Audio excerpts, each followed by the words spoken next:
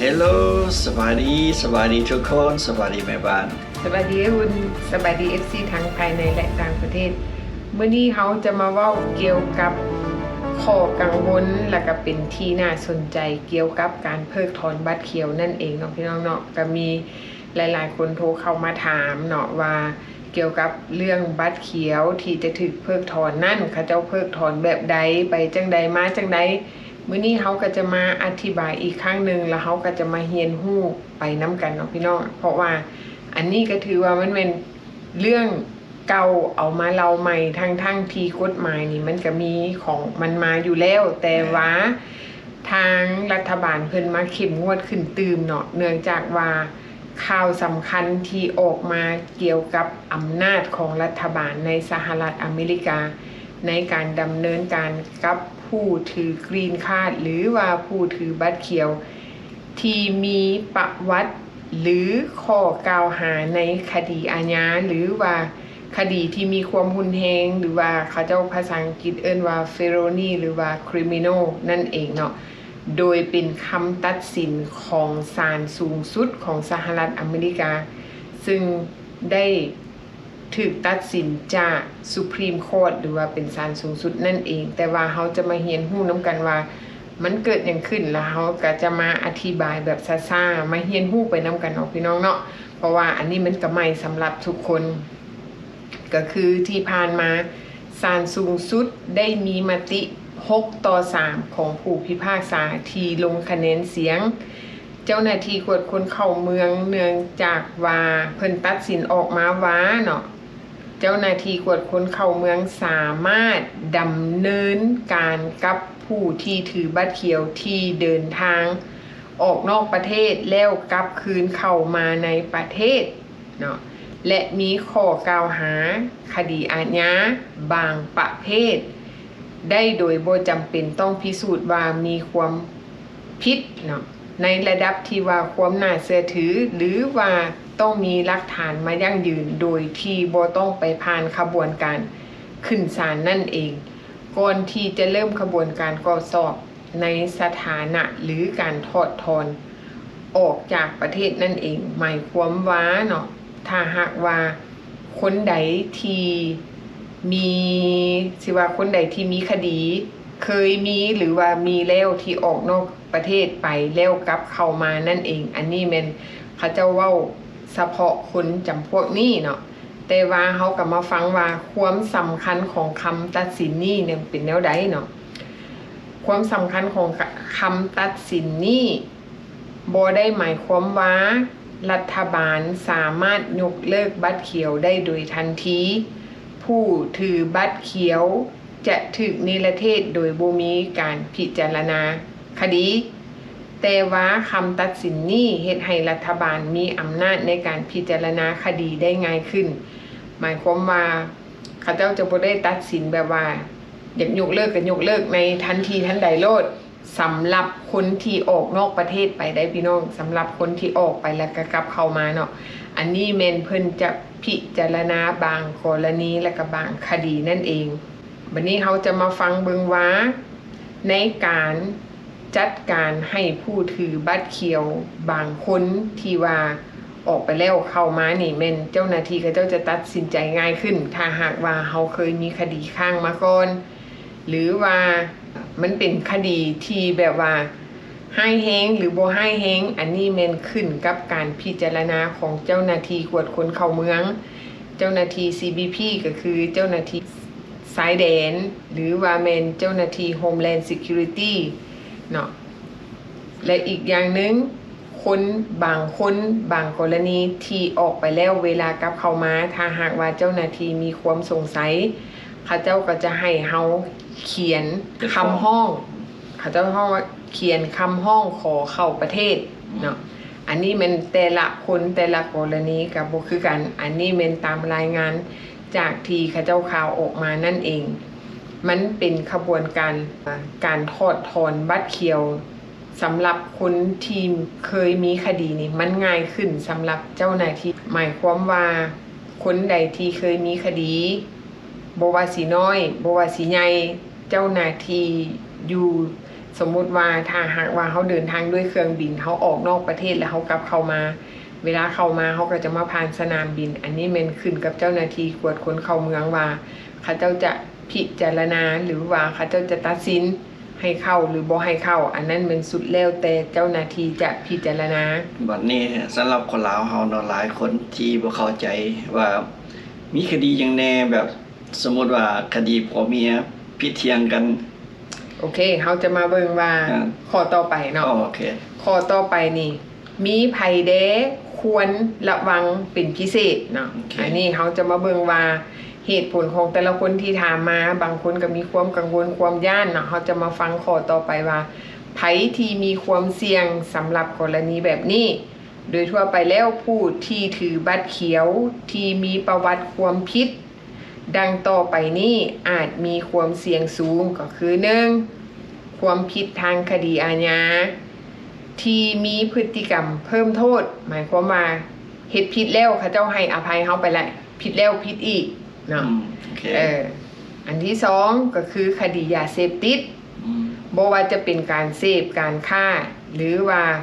ทุกอย่างเกี่ยวกับยาเสพติดคดีความรุนแรงในครอบครัวคดีความรุนแรงในครอบครัวหมายความว่าอาจจะเป็นผัวตีเมียพ่อตีลูก abuse ลูกหรือว่ากรณีที่ครูทำให้ห่างกายหรือว่าการลงมือทำให้ห่างกายโดยมีการห้องฟ้องขึ้นโฮงขึ้นศาลนั่นเองเนาะบางครั้งผัวอาจจะจับได้ว่าเมียมีสู้หรือว่าเมียจับได้ว่าผัวมีสู้แล้วกลับมาบ้านใส่กรณีข่มขู่ถึงว่าจะเอาชีวิตจังซี่หรือว่าใส่อาวุธลงมือตีกันจังซี่ตีกันหรือว่าใส่อาวุธที่ข่มขู่ถึงขั้นว่าจะเอาชีวิตเนาะแล้วผู้เป็นเมียหรือผู้เป็นผัวไปฟ้องต่อเจ้าหน้าที่ตำรวจไปรีพอร์ตมีหลักฐานพยานอย่างชัดเจนแล้วก็ไปขึ้นศาลครอบครัวอันนี้แม่นควรระวังเนาะคันถ้าหากว่าบ่ได้ขึ้นศาลหรือว่าบ่มีเรคเกอร์อีหยังผิดบ่มีผิดกันอยู่บ้านแล้วบ่มีตำรวจมาเอาเฮาขึ้นมาจดเป็นเรคเกอร์แล้วก็อันนี้ก็บ่มีความผิดหมายความว่าทุกสิ่งอย่างที่มันเกิดมีคดีแม่นคันเอิ้นว่ามันเป็นคดีคำว่าคดีหมายความว่าเขาต้องได้ไปแจ้งตำรวจเนาะเขาต้องได้ไปจ้างทนายความแล้วเขาก็ต้องได้ไปขึ้นศาลอันนี้มันเป็นคดีแล้วเนาะถ้าหากว่าสิ่งใดที่บ่เป็นคดีก็ถือว่าบ่มีปัญหาผิดกันเล็กๆน้อยๆแม่นเพราะว่าหลายคนที่สับสนนะว่าผิดกันก็ย่านว่าออกประเทศบ่ได้บ่ผิดกันเล็กๆน้อยๆบ่เป็นหยังเว้นเสียแต่ว่าคู่กรณีนั้นบ่ไปแจ้งเจ้าหน้าที่ตำรวจเนาะบ่เป็นคดีความอันนี้ก็ถือว่าบ่เป็นหยังคือยกตัวอย่างคือบางคนมีความกังวลว่าโอ้คดีข่อยกับผัวเคยปะกันสิมีปัญหาบ่เพราะว่าข่อยยังถือบัตรเขียวอยู่อันนี้คดีผัวเมียปะกันถือว่ามันเป็นเรื่องธรรมดาอันนี้มันบ่แม่นถึงขั้นว่าเป็นคดีร้ายแรงหรือว่าคดีใหญ่เนาะเว้นเสียแต่ว่าเฮาปะกันแล้วจากกันไปแล้วยังมีความหึงหวงคู่ฆ่าคู่ตีอันนั้นอาจจะแม่นเนาะก็จังได๋ก็อย่าเนาะก็แบบให้พิจารณาเบิ่งว่าคิดเบิ่งว่าเฮาสิควรเดินทางหรือบ่ไปตอนนี้นะเพราะว่าเกี่ยวกับเกี่ยวกับกฎขึ้นมากำลังว่าอันมาขึ้นมาอีกเนาะถึงกฎสิขึ้นมาก็ตามเนาะถ้าหากว่าคนใดที่มีคดีอันนี้แม่นเขาเจ้าเว้าถึงว่าคนที่มีคดีแล้วมีความเสี่ยงเนาะก็คือแม่บ้านเว้ามานี่แหละคนใดที่ถือบัตรเขียวอยู่ในมือประวัติเคยมีความผิดดังต่อไปนี้ความผิดทางคดีอาญาเกี่ยวกับการมีพฤติกรรมเพิ่มโทษคือเฮ็ดผิดแล้วเขาให้อภัยแล้วยังไปเฮ็ดอันเก่าซ้ำๆเนาะเที่ยวออกเที่ยวเข้าอันนี้คดียาเสพติดคดีความรุนแรงทางครอบครัวคดีมีอาวุธปืนไว้ครอบครองเนาะคือเจ้ามีปืนอยู่ในมือแต่ว่าเจ้าบ่ได้มีหนังสือที่ถูกต้องตามกฎหมายเนาะอันนี้ก็แม่นอาจจะมีความผิดแล้วคดีต่อมาแม่นคดีฉ้อโกงลักทรัพย์หรือเกี่ยวกับคดีหลอกลวงบางประเภทเนาะคือสมมุติว่าเขาไปฉ้อโกงคดีฉ้อโกงแล้วมีคนไปฟ้องขึ้นโฮงขึ้นศาลอันนี้ก็มีความเสี่ยงสูงเนาะสรุปแล้วว่าเนาะถ้าหากว่าคนใดเคยอดีตเคยมีคดีเนาะ เคยมีคดีที่ยังคงค้างอยู่ที่ยังบ่ทันได้ถูกตัดสินที่ยังอยู่ในช่วงพิจารณาหรือแม้กระทั่งคดีที่เฮาเคยยินยอมไปแล้วเนาะเฮาลงลายเซ็นยอมรับว่าเขาเจ้าห้อง pre agreement เป็นคดีที่เฮาเซ็นยินยอมเนาะยอมรับผิดว่าซั่นซะเป็นคดีที่เฮาเคยยอมรับผิดที่ว่าศาลพิจารณาแล้วตัดสินแล้วว่าเฮาเป็นคนผิดอันนี้กับบ่ควรออกนอกประเทศถ้าหากว่าเฮาออกนอกประเทศไปแล้วกลับเข้ามาเฮาอาจจะมีความเสี่ยงในการถูกปฏิเสธต่อเจ้าหน้าที่ตรวจคนเข้าเมืองโดยที่เจ้าหน้าที่เขาเจ้าจะบ่พิจารณาถึงขั้นว่าบ่ท่าให้ไปให้ศาลตัดสินเขาพิจารณาให้เฮาเลยโลดว่าโอเคค่อยมีเจ้ามีความเสี่ยงหรือว่าเขาเจ้าเชื่อว่าเฮากระทำความผิดเนาะโดยที่สงสัยโดยบ่จำเป็นต้องว่าเฮาต้องเอาหลักฐานมาพิสูจน์ว่าเฮาเป็นผู้บริสุทธิ์อันนั้นแม่นขึ้นกับการพิจารณาของเจ้าหน้าที่ตรวจคนเข้าเมืองนั่นเองเนาะสรุปแล้วว่าโดยรวมเนาะเกี่ยวกับเรื่องการเพิกถอนบัตรเขียวอันนี้มันสำหรับคนที่อดีตเคยมีคดีหรือคนที่มีคดีข้างอยู่ในศาลหรือคนที่กำลังกระทำความผิดแล้วออกนอกสหรัฐอเมริกาที่ไปต่างประเทศเวลากลับเข้ามาท่านอาจจะถูกเพิกถอนบัตรเขียวโดยที่บ่ได้รับการพิจารณาความผิดหรือว่าบ่ทันได้รับการพิสูจน์ความผิดโดยผ่านการขึ้นศาลนั่นเองเนาะอันนี้แม่นขึ้นกับเจ้าหน้าที่เป็นคนพิจารณานั่นเองเพราะว่ากฎหมายฉบับนี้ที่ออกมานี่แม่นเขาเจ้าไฟเขียวให้แก่ผู้พิพากษาแล้วก็ไฟเขียวให้แก่เจ้าหน้าที่ตรวจคนเข้าเมืองนั่นเองเพื่อที่เขาเจ้าสามารถตัดสินใจได้โดยทันทีโลดเนาะพี่น้องอันนี้เขาก็มาทำความเข้าใจน้ำกันบางคนก็ยังงงอยู่ยังงงเนาะอันนี้แม่นข้อกฎหมายนี่แม่นสำหรับเว้าอีกเทื่อนึงเนาะเว้าอันเก่าซ้ำๆเพราะว่าคนต้องฟังหลายๆเทื่อจึงเข้าใจเฉพาะคนที่อดีตที่เฮ็ดผิดกฎหมายนั่นเป็นกฎหมายให้แฮงเนาะก็คือแม่บ้านเรามาเนาะอันนี้เป็นกฎหมายที่ขึ้นโฮงขึ้นศาลเกี่ยวกับพวก felony criminal นั่นเองเนาะพี่น้องเวลาออกนอกประเทศแล้วกลับเข้ามาอันนี้อาจจะมีปัญหาบางคนว่าโอ้ขอยบ่ย้านข่อยเคยไปแล้วเคยมาแล้วคำว่าเคยไปเคยมาอันนั้นเจ้าเคยตอนที่กฎหมายนี่มันยังบ่ออกเพราะว่ากฎหมายนี่หาก็ออกผ่านมานี่1 อาทิตย์ผ่านมานี่เนาะไม่มากๆเนาะบัดนี้ตอนที่เขาออกมาแล้วเฮาบ่ได้ออกนอกประเทศเฮาก็บ่ฮู้แม่นบ่ล่ะเพราะว่ามันยังบ่ทันได้มีไผออกแล้วเข้ามาแล้วมีปัญหาและอีกอย่างนึงถึงมันมีก็บ่มีไผออกมาซอยกันบ่ได้มีไผออกมาเตือนกันว่าโอ้ค่อยไปมาแล้วค่อยเคยมีปัญหาแบบนี้ให้พวกเจ้าระวังเด้ออันนี้บ่มีไผมาบอกเนาะแม่นอันนี้สิ่งที่เพิ่นออกมานี่หากก็ควรระมัดระวังเพราะว่าเพิ่นออกมาเตือนเพราะว่าเพิ่นออกกฎหมายก็เพิ่นออกมาแล้วแต่ว่าเฮาตัดสินใจบ่เชื่อก็บ่เป็นหยังมันขึ้นตัดสินใจแต่ละคนเนาะแม่นเพราะว่ามันอาจจะมีเหรียญมันก็มี2ด้านบางคนก็เข้าใจบางคนก็บ่เข้าใจบางคนก็ออกมาต่อต้านบางคนก็อาจจะว่าโอ้ยูทูบเบอร์ออกมาเว้าให้คนย้านออกมาเว้าให้คนวิตกกังวลออกมาแบบเป็นกระต่ายตื่นตูมเนาะยกตัวอย่างก็คือกรณีที่เขาเจ้าเนรเทศคนลาวกลับคืนเมืองยังประเทศลาวนั่นเองบางคนก็บอกโอ้ออกมาเว้าให้ย้านออกมาเว้าให้ตื่นเบิ่งดูปัจจุบันนี่จากตะกี้ส่งเทื่อละ3คน10คน20คนเดี๋ยวนี้ส่งเทื่อละ70 100นึงเนาะบอกวันนี้ส่งคู่เดือนอีกวันนี้แม่นก็คือกรณีบัตรเขียวเนาะที่ผ่านมาเขาเจ้าก็ออกข่าวมาเกี่ยวกับเรื่องบัตรเขียวการเพิกถอนบัตรเขียวการกวดบัตรเขียวการต่อบัตรเขียวบัตรนี้แม่นเขาเจ้าเข่งขึ้นเนาะเพราะว่าศาลได้ตัดสินไปแล้วว่าเจ้าหน้าที่สามารถตัดสินใจได้เลยโดยที่บ่ต้องไปขึ้นศาลบางคนคิดว่าโอ้เวลาเฮากลับเข้ามาถูกจับก็ไปขึ้นศาลจ้างทนายความบัดนี้ทนายความก็สิซอยเฮาบ่ทันเพราะว่าเวลาเฮาออกนอกประเทศกลับเข้ามาเขาเจ้าตัดสินใจให้เฮาเลยว่าบ่ได้ก็คือบ่ได้เนาะ กะบ่แม่นว่าเบิดทุกคนเขาเจ้าบอกว่าบางกรณีเขาเจ้าบอกเนาะคดีอาญาบางกรณีเท่านั้นก็บ่ได้ว่าเหมารวมเบิดทุกคนและเฮาก็บ่ฮู้ว่าแต่ละคนนั้นมีคดีหยังมาแดและคดีที่เฮา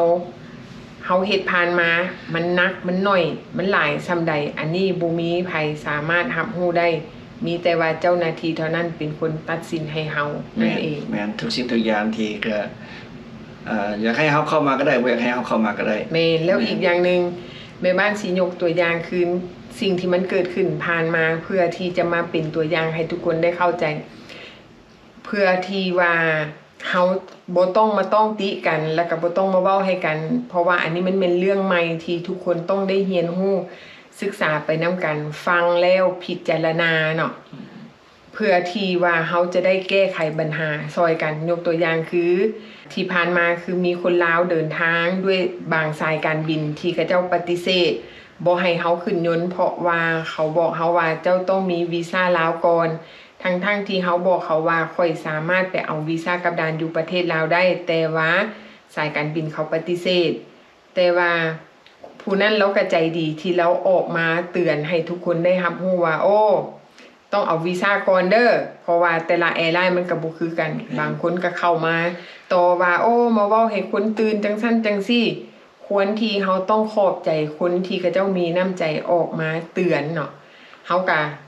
ฟังหูไว้หูก็ลองเบิ่งคันบ่เชื่อความเราก็ลองไปคือกันเบิ่งแม่นบ่ล่ะเพราะว่ามันก็เกิดขึ้นกับหลายๆคนบ่ได้เกิดกับเราคนเดียว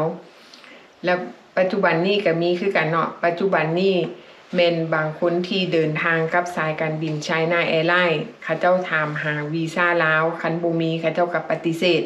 บ่ให้ขึ้นยนต์ถ้าหากว่าผู้ใดสิเดินทางกับสายการบินนี้ก็ควรมีวีซ่าก่อนเนาะบ่ซั่นก็โทรไปสอบถามก่อนเนาะอย่าลงกันเด้อ China Airlines กับ EVA Air เนาะมันคนละแอร์ไลน์มัน